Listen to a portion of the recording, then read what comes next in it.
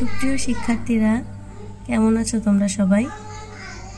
আমাদের গত একটি ক্লাসে আমরা আলোচনা করেছিলাম নবম ও দশম শ্রেণীর ইংরেজি প্রথম পত্রের রিডিং ফ্রম ইংলিশ লিটারেচার অধ্যায়ের বুকস কবিতাটি, যেটি ইলিয়ানর ফার্জিয়নের লেখা।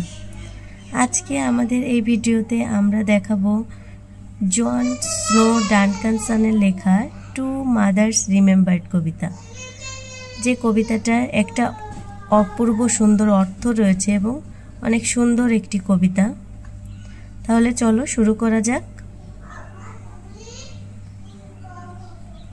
I had two mothers. আমার রয়েছে দুইজন মা। Two mothers I claim. হ্যাঁ, দুইজনই মা, আমি দাবি করে বলছি। Two different people. তারা দুইজন আলাদা মানুষ। Yet with the same name. কিন্তু তাদের দুজনের নামই আলাদা, এক। তাহলে এখানে লেখক দাবি করে বলছে যে আমার দুইজন মা রয়েছে, তারা দুইজন আলাদা প্রকৃতির মানুষ, কিন্তু তারা দুইজন একই নাম বহন করে। Two separate women. তারা দুইজন আলাদা মহিলা। Diverse by design. তাদের বিভিন্ন আচার আচরণ, স্বভাব চরিত্র সব কিছুর দিক দিয়ে। But I love them both. কিন্তু আমি তাদের দুজনকেই ভালোবাসি। Because they are mine. তারা একান্তই আমার।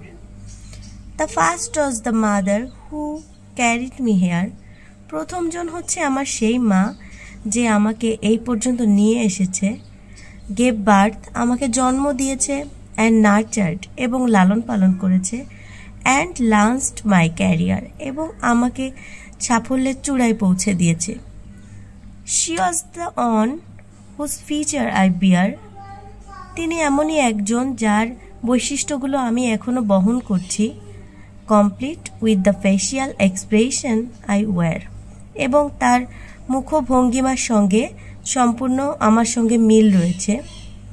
She gave me her love which follows me yet. তিনি আমাকে ভালোবাসা দিয়েছেন যেটা আমি এখনো অনুসরণ করি। Along with the examples in life she shed.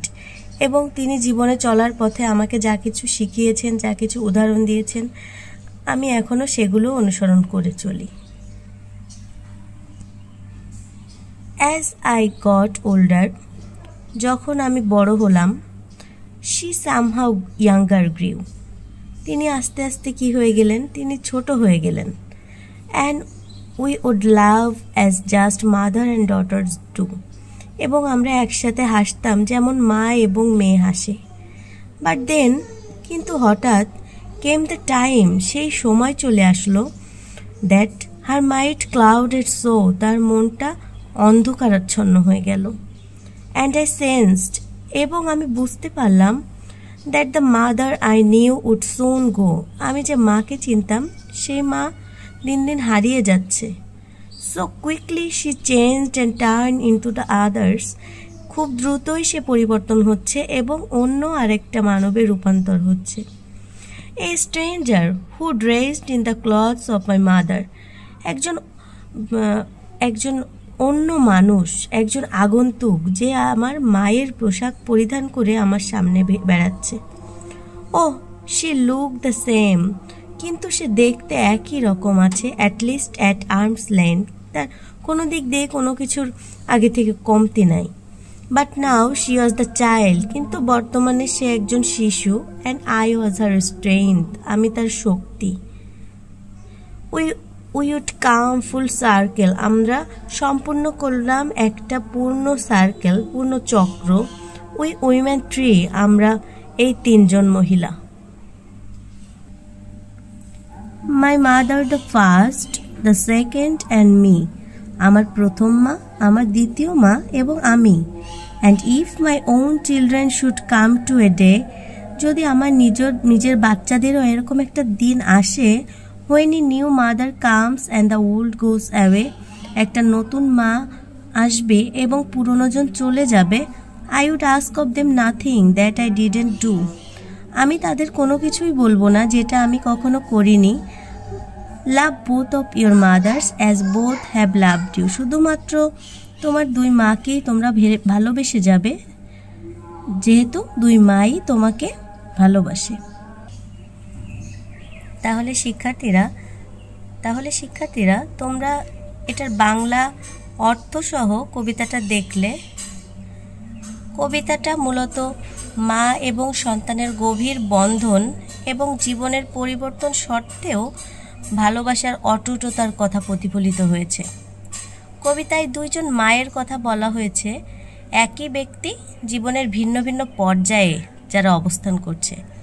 প্রথম মা সেই মা যিনি তাকে জীবন দিয়েছেন, স্নেহ, যত্ন, জ্ঞান দিয়ে বড় করেছেন, ভালোবাসায় পথ দেখিয়েছেন এবং অনুসরণ করার উদাহরণ স্থাপন করেছেন।